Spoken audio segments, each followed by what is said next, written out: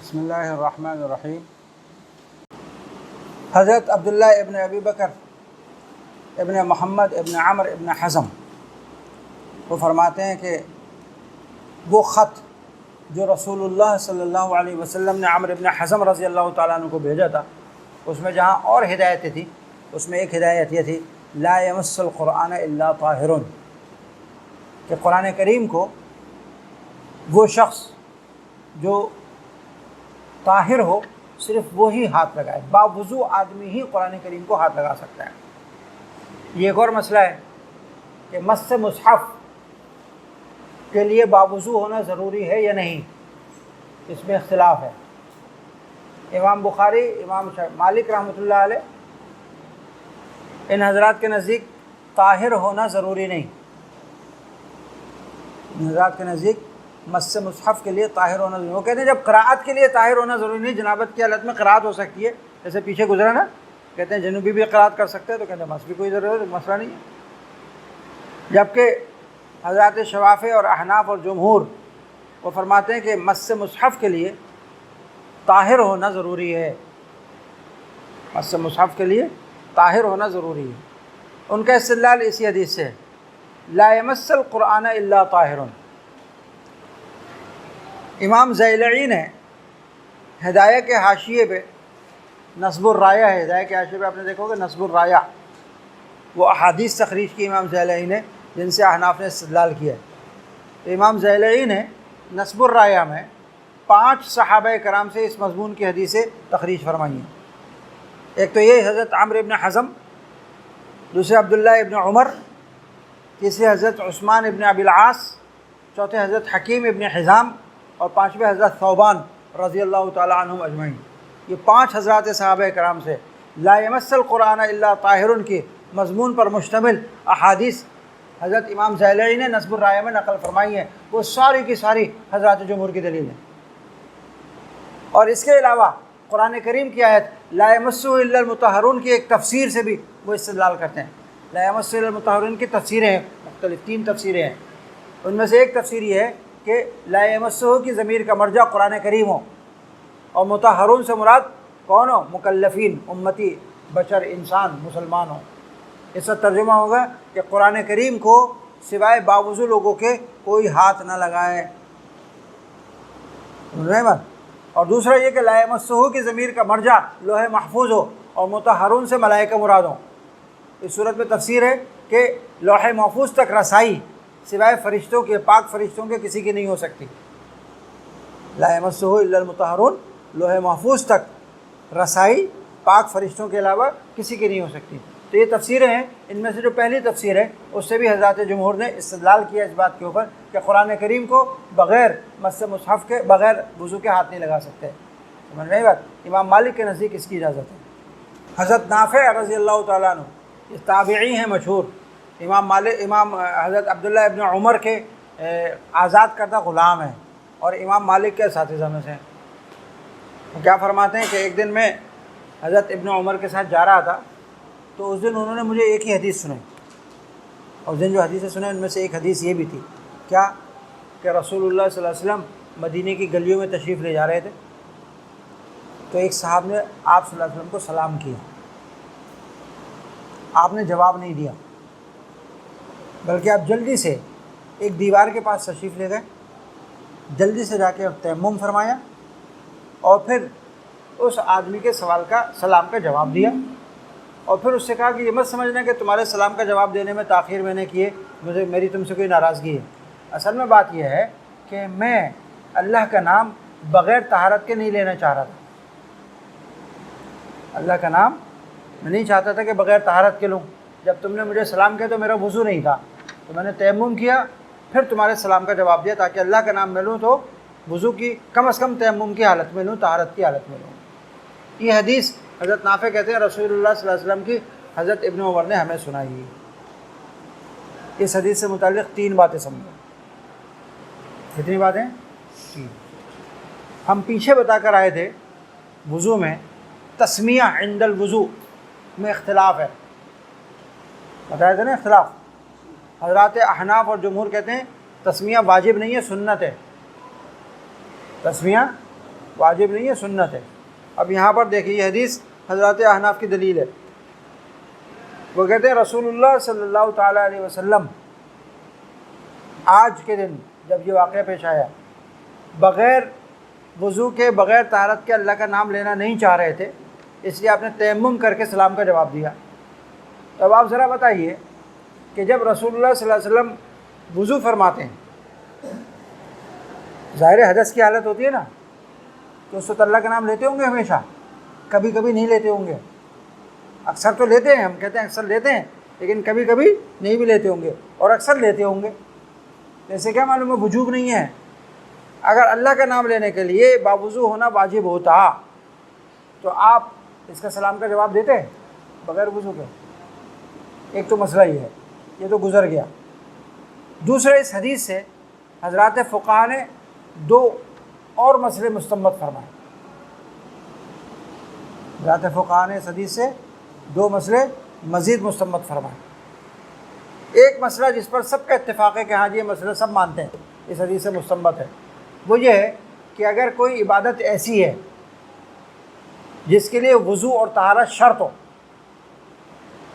وضو اور طہارت شرط ہو، لیکن اگر وضو طہارت میں لگ جائے تو اس عبادت کے فوت ہونے کا اندیشہ ہو، اور فوت بھی ایسی جس کی قضا نہیں ہوتی، فوات لا الہ قضا، ایسا فوت ہونا جس کی قضا بھی نہیں ہوتی، اگر ایسی صورتحال پیش آ جائے تو اس صورت میں وضو کے لیے جانے کے بجائے تیمم کر کے اس عبادت کو ادا کر لیا جائے۔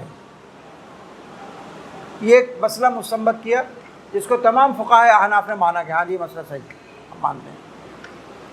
مثلا نماز جنازہ ہے، کھڑا ہو گیا، جنازے کی نماز کھڑی ہو گئی، اللہ اکبر ہو گیا، ایک آدمی آ رہا ہے، وہ جنازے کی نماز پڑھنا چاہتا ہے لیکن وضو نہیں ہے، اب وضو کرنے جائے گا اور واپس آئے گا تو نماز جنازہ کیا ہو جائے گی؟ ختم ہو جائے گی۔ پھر اس کی کوئی قضا ہے؟ قضا بھی نہیں ہے۔ کہتے ہیں ایسے شخص تیمم کرے، نماز جنازہ پڑھ لے۔ اگر کسی شہر میں ایک ہی عید کی نماز ہوتی ہے، اب تو ہمارے یہاں بہت ساری ہوتی ہے نا، پہلے تو ایک ہی عید کی نماز ہوتی تھی، اب نہیں ہے یہ مسئلہ۔ اگر ایک ہی عید کی نماز ہوتی ہے کسی شہر میں اور وہاں پر کوئی آدمی پہنچا عید کی نماز پڑھنے کے لیے، وضو نہیں ہے، نماز کھڑی ہو گئی، اور وضو کی جگہ اتنی دور ہے کہ اگر جائے گا وضو کر کے آئے گا تو نماز عید فوت ہو جائے گی، تو نماز عید کی قضا ہے، تیمم کرے عید کی نماز پڑھے۔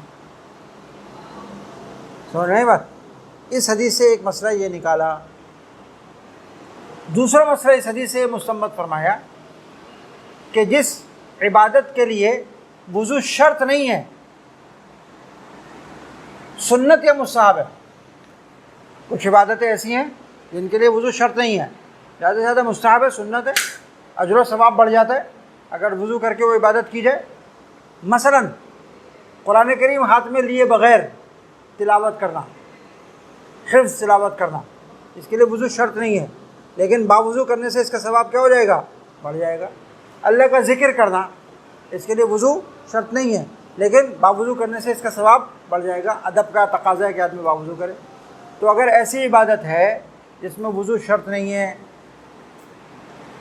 سمجھ رہی بات، اور وہ شخص وہ عبادت کرنے کے لیے وضو کرنے کا اس کے پاس وقت نہیں ہے، یا وضو کرنے کی ہمت نہیں ہے، وضو کرنے کا دل نہیں چاہ رہا ہے، تو یہ حضرات فرماتے ہیں اس سے یہ مسئلہ نکلا کہ ایسے شخص کو بالکل بغیر وضو کے عبادت کرنے کے بجائے کم از کم تیمم کر کے عبادت کر لینا چاہیے۔ تلاوت کر رہا ہے تو کم از کم تیمم کر لے، اللہ کا ذکر کر رہا ہے کم سے کم تیمم کر لے۔ حدیث شریف پڑھنے کے لیے آیا، وضو شرط نہیں ہے۔ حدیث شریف پڑھنے کے لیے وضو شرط ہے، تفسیر پڑھنے کے لیے وضو شرط ہے، درس پڑھنے کے لیے وضو شرط نہیں ہے، لیکن کیا ہے؟ مستحب ہے، ادب ہے کہ باوضو پڑھا جائے، اس کو یہ ادب ہے اس کا۔ تو اب اگر کسی کا وضو خطا ہو گیا ہے اور وضو کرنے کے لیے جا نہیں سکتا تو کم از کم بیٹھے بیٹھے کیا کر لے؟ تیمم کر لے۔ یہ بہتر ہے اس سے کہ بغیر تیمم کے وہ کام کیا جائے۔ دوسرا مسئلہ اس سے یہ مستنبط کیا، اگرچہ بعض فقہائے احناف نے اس سے اختلاف کیا، لیکن راجح یہی ہے کہ یہ مسئلہ اس سے صحیح طور پر مستنبط ہوتا ہے۔ اسی سے یہ وہی واقعہ ہے، اسی سے ملتا جلتا واقعہ ہے کہ آپ نے سلام کا جواب نہیں دیا جب تک کہ دیوار پہ ہاتھ مار کے آپ نے تیمم نہیں کر لیا۔ فقہا نے یہاں پر سوال اٹھایا کہ دوسرے کی دیوار پر اس کی اجازت کے بغیر تیمم کرنے کا کیا حکم ہے؟ دوسرے کی دیوار ہے، دوسرے کی مملوک ہے، اور اس سے کیا کیا جا رہا ہے؟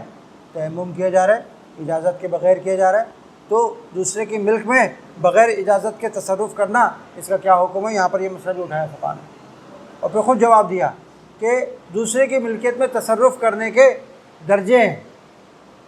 ایک ایسا تصرف کرنا جس کے لیے عرف میں عام طور پر اجازت لینے کی ضرورت ہوتی ہے، وہ تصرف تو بغیر اجازت کے جائز نہیں ہے۔ مثلا آپ اس کی دیوار کے نیچے سے کچھ مٹی کھود کے لے جانا چاہ رہے ہیں، اس کی دیوار میں سے کچھ سیمنٹ کھود کے لے جانا چاہ رہے ہیں، یہ تصرف ایسا ہے کہ اس کے لیے اجازت عرف میں، اس کی عام طور پر مالکان اجازت نہیں دیتے، یہ کام تو آپ نہیں کر سکتے، یہ تصرف نہیں کر سکتے۔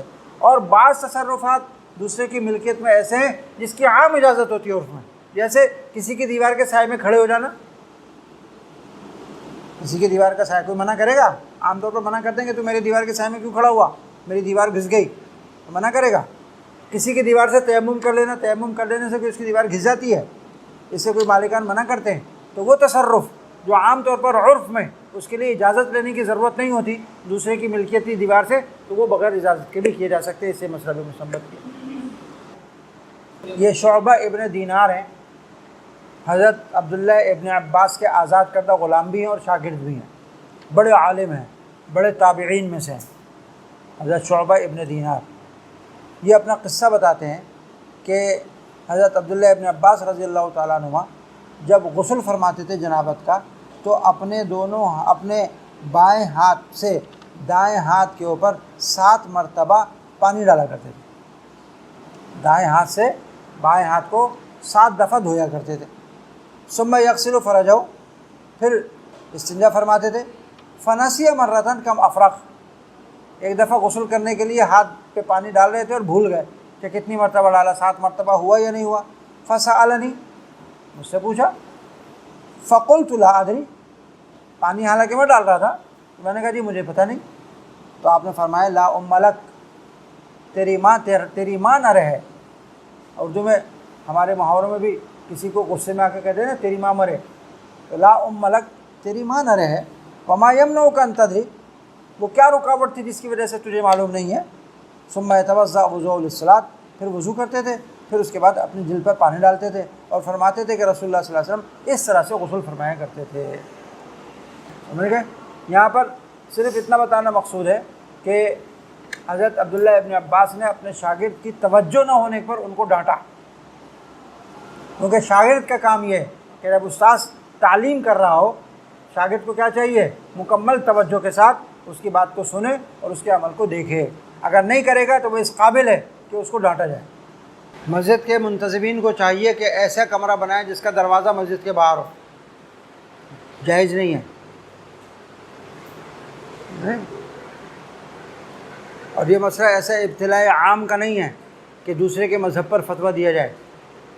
دوسرے کے مذہب پر فتویٰ دینے کے لیے کچھ شرائط ہیں، ان میں سے ایک شرط یہ ہے کہ ابتلاء عام ہو اور اس سے بچنا ممکن ہی نہ ہو، اور بچنے کی صورت میں اس میں حرج عظیم لازم آتا ہو، تب دوسرے کے مسلک پر فتویٰ دیتے ہیں۔ یہاں تو حرج عظیم نہیں ہے، یہاں تو دروازہ ہی تو نکالنا ہے، اس کو رہائشی دینے کا مسئلہ ہے نا، اور پھر سب مسجدوں میں بھی نہیں ہے۔ اکثر مساجد میں تو ان کو رہائش ایسے کمرے میں دی جاتی ہے جس کا دروازہ بھی مسجد سے باہر ہوتا ہے، کمرہ بھی مسجد سے باہر ہوتا ہے۔ اکا دکا کوئی مسجد ہوتی ہے جس کے منتظمین جو ہیں وہ مسئلے مسائل سے واقف نہیں ہوتے، وہ لوگ ایسے کمرے بنا دیا کرتے ہیں۔ تو ابتلاء عام تھوڑی ہے کوئی، ایسی صورت میں مسلک کو نہیں تبدیل کیا جائے گا، ایسی صورت میں جگہ کو صحیح کیا جائے گا۔ ابتلاء عام نہیں ہے اس کے اندر۔ ابتلاء عام کی مثال جیسے قرآن کریم پڑھانے کے اوپر اجرت لینا، یہ حناف کے نزدیک حرام ہے۔ حناف کے نزدیک طاعات مقصودہ کے اوپر اجرت لینا حرام ہے، اور شفافہ کے نزدیک طاعت مقصودہ پہ اجرت لینا جائز ہے۔ اب مسجد کے امام صاحب ہیں، مؤذن صاحب ہیں، طاعت مقصودہ ادا کر رہے ہیں، اگر ان کو احناف کے مسلک پر رکھا جائے تو مسجدوں میں امام ہی نہیں رہیں گے، مؤذن ہی نہیں رہیں گے، کون اذان دے گا، کون نماز پڑھائے گا؟ مفت میں تو کوئی نہیں آتا۔ ابتلاء عام ہو گیا۔ اگر احناف کے مسلک پر عمل کریں تو حرج عظیم لازم آئے گا، یا تو امام مؤذن بھوکے مریں گے یا نماز پڑھانے والا ہی کوئی نہیں ملے گا۔ اصل میں حضرات احناف نے مسئلہ اس وقت بتایا تھا، امام اعظم نے، جس وقت بیت المال متکفل ہوا کرتا تھا ان وظائف کا، بیت المال کی طرف سے وظائف مقرر تھے ائمہ کے، مؤذنین کے، مدرسین کے، تو ان کو تنخواہ اجرت دینے کی ضرورت ہی نہیں تھی۔